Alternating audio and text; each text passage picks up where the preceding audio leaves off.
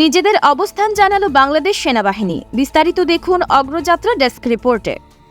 গত জুলাই আগস্টে ছাত্র জনতার আন্দোলনে বাংলাদেশ সেনাবাহিনীর ভূমিকা নিয়ে জাতিসংঘের মানবাধিকার বিষয়ক হাই কমিশনার ভলকার টুর্কের মন্তব্যের পরিপ্রেক্ষিতে বিবৃতি দিয়েছে আন্তঃবাহিনী জনসংযোগ পরিদপ্তর।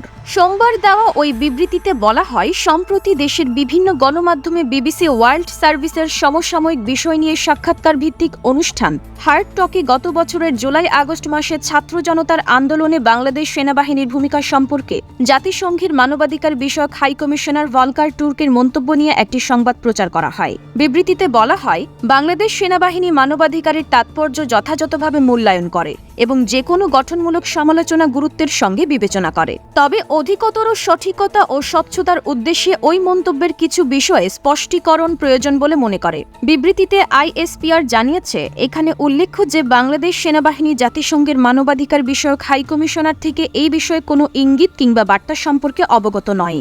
যদি এই সংক্রান্ত কোনো উদ্বেগ প্রকাশ করা হয়ে থাকে তবে তা তৎকালীন বাংলাদেশ সরকারকে জানানো হয়ে থাকতে পারে, সেনাবাহিনীকে নয়।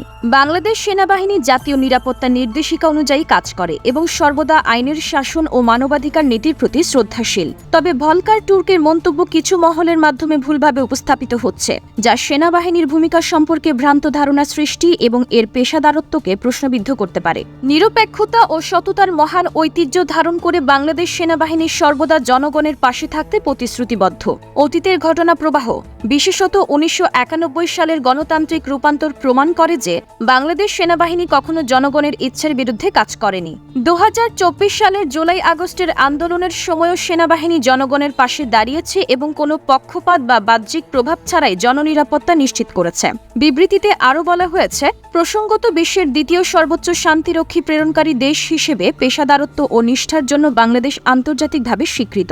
এখানে উল্লেখ্য যে জাতিসংঘ শান্তিরক্ষা মিশনে অর্জিত আয়ের একটি ক্ষুদ্র অংশ শান্তিরক্ষীরা পেয়ে থাকেন এবং এর সিংহভাগ জাতীয় অর্থনৈতিক প্রবৃদ্ধিতে গুরুত্বপূর্ণ অবদান রাখে, যার পরিমাণ গত 23 বছরে প্রায় 27,000 কোটি টাকা।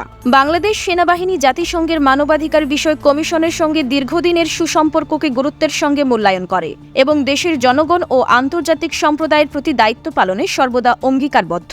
সেনাবাহিনীর ভূমিকা সংক্রান্ত যে কোনো বিষয়ে উদ্বেগ অথবা বিভ্রান্তি সৃষ্টি হলে তা গঠনমূলক আলোচনার মাধ্যমে ফলপ্রসূভাবে সমাধান করা সম্ভব বলে মনে করে বাংলাদেশ সেনাবাহিনী।